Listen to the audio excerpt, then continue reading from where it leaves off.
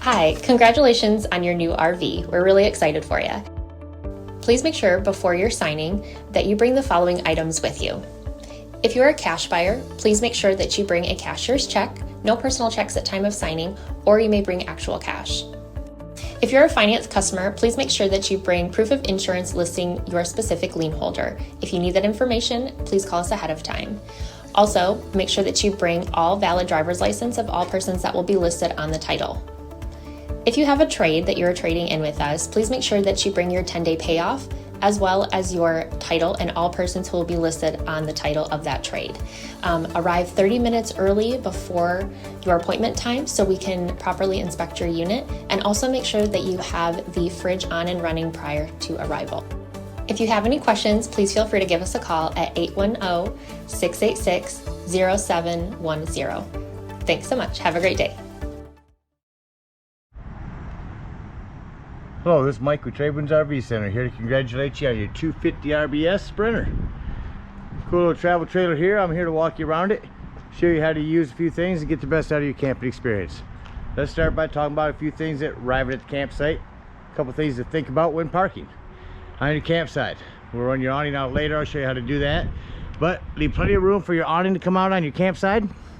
Know if you're on your off campsite, leave plenty of room for that slide to come in and out unhindered, preferably nothing hanging over top of it, and leaving yourself a nice walking space. Because the next thing I want you to think about is where your power and water connections are going to be. Your power, which would be easier to see with your slide closed when you arrive, is all the way back here in this rear corner. And then your water connection for the campsites is going to be up here in front, both on your off campsite or driver's side of your tow vehicle. So park accordingly so you can utilize the facilities at the campsite. Once you arrive, first thing you're gonna do after unhooking your hitch is level your unit. Your unit comes with a power tongue jack. Simply retract the lower, extend the lift. You have a light should you arrive at night, and a manual override underneath that rubber stopper. That hand crank right there will fit and run this up and down whether or not you have power or not. Speaking of power, check your battery posts. Make sure those haven't wiggled loose coming down the road. Make sure them are nice and tight. Once we get our unit level, next thing we're going to do is stabilize the unit. All four corners of the unit have these stabilizing jacks to the 3/4 inch hand crank. Get that on there, crank these down. Now as I crank them down, I'm going to recommend stabilizing jack pads. Jack pads are going to protect the feet of your stabilizing jacks from dirt, debris, and hot blacktop in the summer. Better distribute the weight. Get a 4-pack of those with your 10% off coupon. Put them down on the ground and run these down just until they're taut.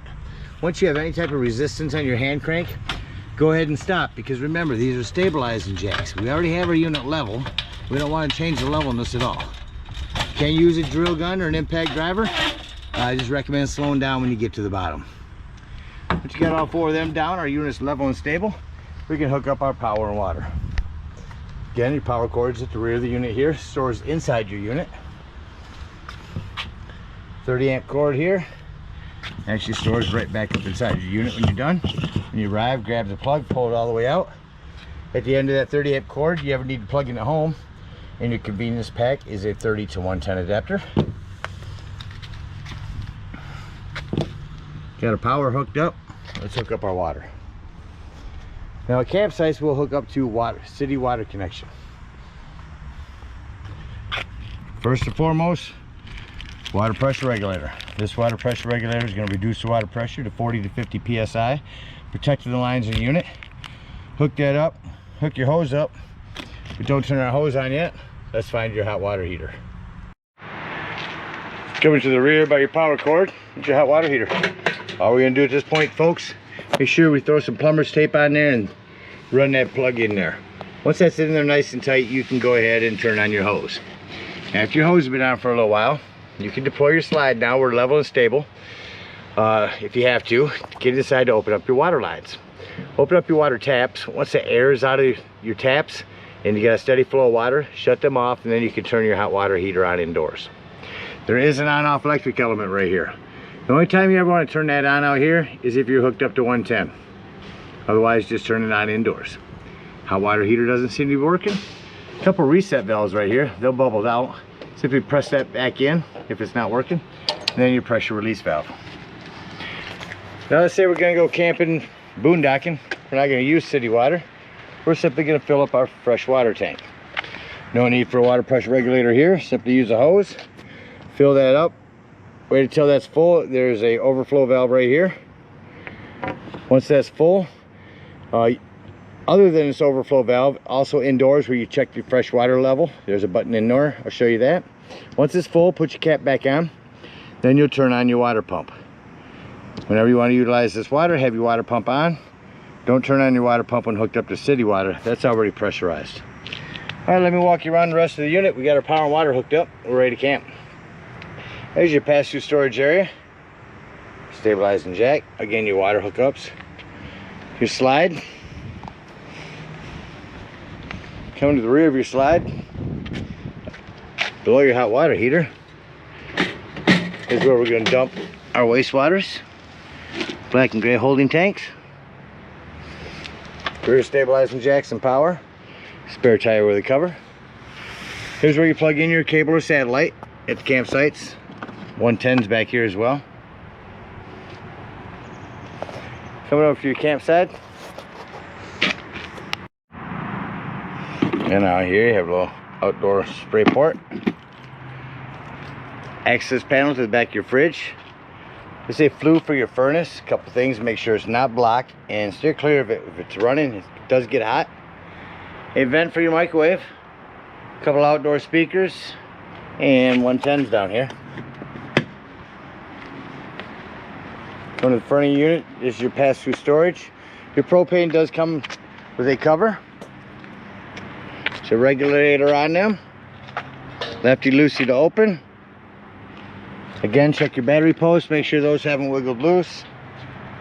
And that about covers everything on the outside. Let's go take a look inside your unit. Okay, so coming up inside your unit, first thing I like to point out is the fire extinguisher. Make sure that you and everyone that's camping with you knows that the fire extinguisher is located at the entry doorway in case of an emergency. As you come in, to your right over here will be your lighting. Other accent lighting. And below this is going to be your 12-volt carbon monoxide propane detector. Now the reason I mentioned this is 12 volt, it's always running off your battery. So if you're going to be gone for the day and you're boondocking, if you're out and about, nothing plugged in charging your battery, disconnect your battery post, your positive, to keep this from running your battery down while you're gone. Continuing up in here is your television. Turn that on.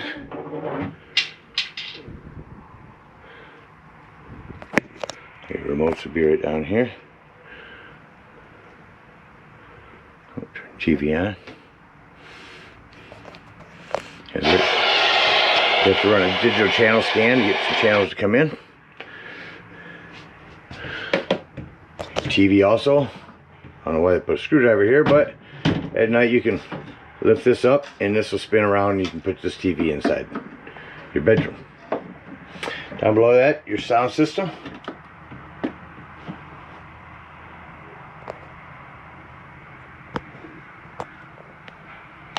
Remotes for that.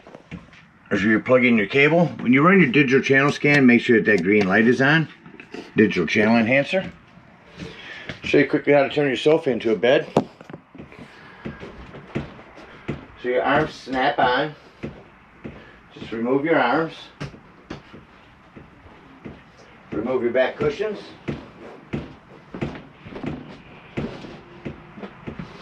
Grab the middle here and lift this up. This will fold up. Bring the camera here and show you that this is an air mattress. Blow that up there. Just reverse the process to put everything back.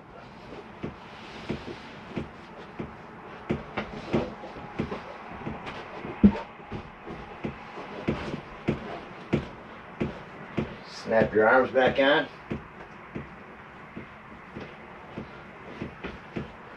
See, they have these snaps here.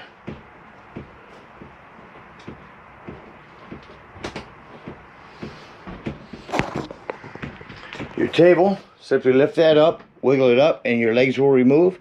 Set your table down on this lip here. Put your back cushions on top. That'll give you another seating area or sleeping area. Your lighting here. Come back into the back area. In your bathroom, there's going to be heat exhaust. Excuse me, this is your access panel to your breaker box and fuses. Handful of 15s in there, a couple 40s. I also have 110 with GFCI reset in here. Your lighting, turn on and off here. Come back out. To the right is our thermostat. Crank up the AC. Get that running. Shut the AC off. Turn the furnace on. Hear that running. Here's your furnace exhaust under the fridge. Now you notice when I shut the furnace off, it takes a few minutes for the fan on the furnace to shut off. It does on all units. This is an access panel to the back of your shower area. On your fridge, up top, turn that on. Push the button in. That means you're on auto. Auto means when you're plugged in, you're running off electricity. As soon as you're unplugged, you're running off gas. So you can lift up on that, and you will be running on gas. If this light comes on, it means your gas is getting low. Self-explanatory microwave. Below that, a light and a fan. Turn this to light on high and then light it by hand. Over here, same thing, pilot light, inside to light. Over here is a control panel where we can check your tanks. There's your brand new battery. There's your fresh water, black and gray tanks. Here's where you turn on your water heater. Here's where you turn on your water pump if you're using potable water. There's fresh buttons to tell when that's full. Coming in your kitchen area, you do have this little extension. Come back into your bedroom. Individual lighting, smoke alarm over there. Here's your antenna. Crank that up to the right when you arrive, all the way to the left when you're traveling. All this lighting out here is one touch.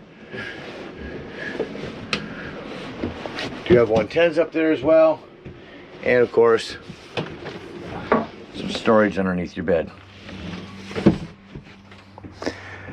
One more thing to mention in this bedroom, when you're traveling, when we leave, we're going to make sure that this is snapped. Both these doors on both sides.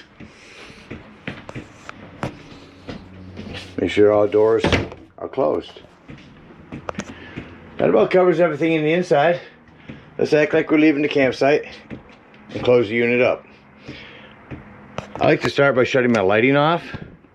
Then I can walk through the unit and see any individual lighting I still may have left on.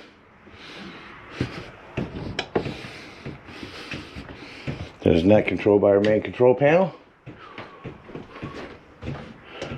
That's off. All of our lights are off. Now we can come turn this back on here. Come here and bring our slide in. Doors and drawers. Make sure all doors and drawers are closed. Nothing's going to impede your slide from coming in, especially those pantry doors down there. Make sure your television is tucked back out of the way. And nothing's going to impede the slide from coming in.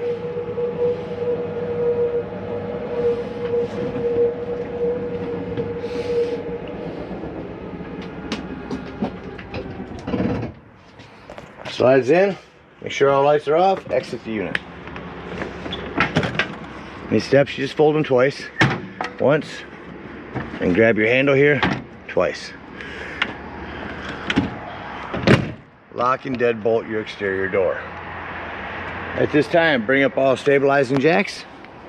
Unhook your power, your cable, and your water.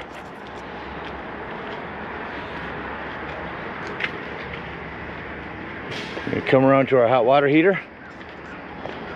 Well, we've unhooked our water. Now we're going to do our low point drain. You have your freshwater low point drain right here.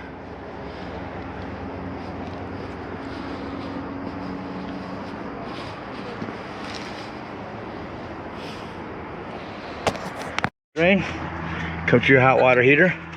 Lift up on this pressure release valve. That's going to dump the remainder of the hot water out of your hot water heater, just like that.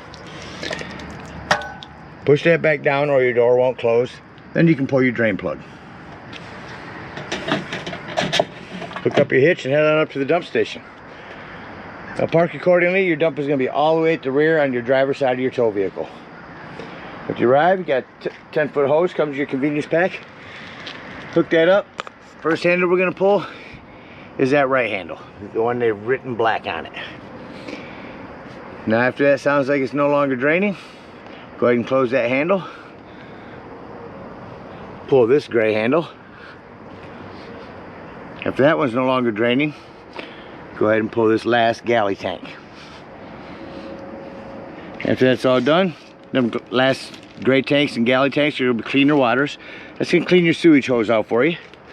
Then you can conveniently and sanitarily store your sewage hose right in your bumper. Again, we thank you guys so much for your purchase of this Sprinter. Hope you enjoy it for many years to come. Happy camping.